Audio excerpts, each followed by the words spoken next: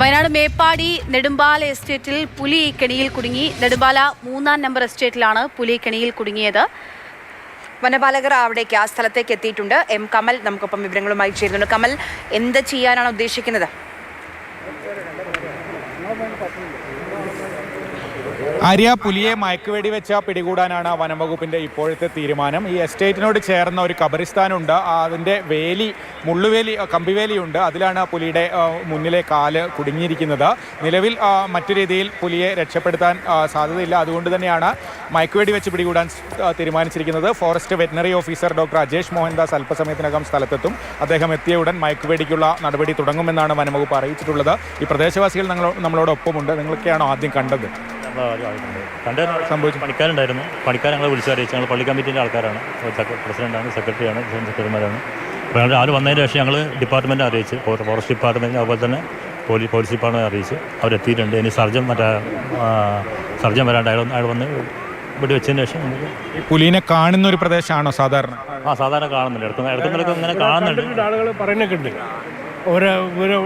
ഒരാൾ നമ്മളെ ഇതിൻ്റെ കുറച്ച് അപ്പുറത്തായിട്ട് താമസിക്കുന്ന ഒരാൾ വീട്ടിൽ നിന്ന് ഒരാടിനെ പിടിച്ചിട്ട് പോയിട്ടുണ്ട്. അത് ഈ സ്ഥലത്തിനോട് ബന്ധപ്പെട്ടുള്ള സ്ഥലം തന്നെയാണ് അത്. അങ്ങനെ പുലിനെ കാണുന്നൊരു പ്രദേശം തന്നെയാണ്.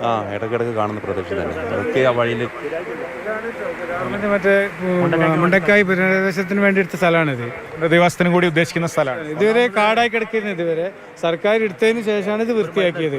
ഇതുവരെ കാടായി കിടക്കുന്ന ഒരു സ്ഥലം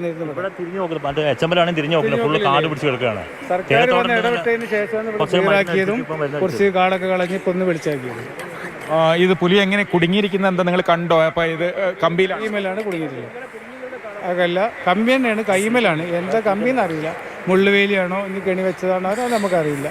കമ്പിയാണുള്ളത്. പുലി കുടുങ്ങിയ പ്രദേശത്തെ ഖബറിസ്ഥാൻ ഉള്ള സ്ഥലമാണെന്ന് ഞാൻ പറഞ്ഞു. അവിടുത്തെ പള്ളി കമ്മിറ്റി ഭാരവാഹികളാണ് സംസാരിച്ചത്. പുലിയെ എപ്പോഴും കാണുന്ന സ്ഥലമാണ്. അവർ പ്രധാനമായും ഉന്നയിക്കുന്ന ഒരു ആരോപണം തേയിലത്തോട്ടത്തിലെ കാടൊന്നും തെളിക്കാറില്ല, അതുകൊണ്ട് തന്നെ പുലി വരുന്നതെന്നും അറിയാറില്ല. ഇപ്പോൾ സർക്കാർ ഈ ചൂരൽമല പുനരധിവാസത്തിനായി ഏറ്റെടുക്കാൻ തീരുമാനിച്ചിരിക്കുന്ന ഭൂമി ഉൾപ്പെടുന്ന പ്രദേശമാണ്. ആ നടപടി ഉദ്യോഗസ്ഥർ അവിടേക്ക് എത്തിയിട്ടുണ്ട്.